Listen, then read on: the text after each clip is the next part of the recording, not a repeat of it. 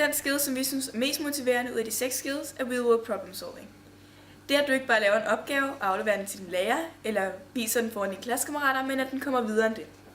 Så det du laver en opgave, som din lærer ikke bare retter, og så giver dig en karakter på, men det at du laver noget, som bliver vist til mennesker, som kan tænke videre på det og kan bygge idéer ud fra din opgave. Det gør bare, at os som elever, vi bliver bare lidt mere på, og vi bliver mere, vi gør mere ud af det, fordi det rent faktisk kan bruges til noget.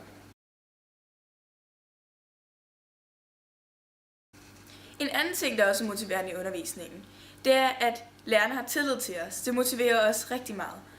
Vi har for eksempel på vores skole nogle gange hjemmearbejdsdage, hvor lærerne sender os hjem og giver os 2 opgaver, og så har vi en deadline.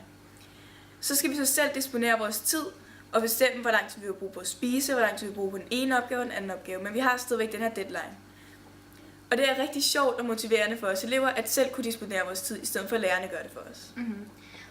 Og det er rigtig fedt for os, når lærere har tillid til os. Og det er også sådan, at der er nogen, der har været lidt utrygge, når vi har de der hjemmearbejdsdage. Og jeg tror, at lærere lidt skal se det som, at vi får lektier for. Og så i stedet for, at du får det til et par dage efter, jamen, så er det bare til et par timer efter. Så,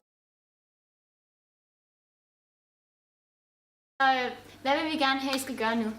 Jamen, vi håber, at man så hurtigt som muligt kan begynde at introducere de her skills ud i undervisningen. Og det kan man kun gøre, hvis I fortæller om det. Så I skal gå hjem, og I skal fortælle det til jeres elever, til jeres kolleger, til jeres børn, til jeres naboer, til alle dem, I kender.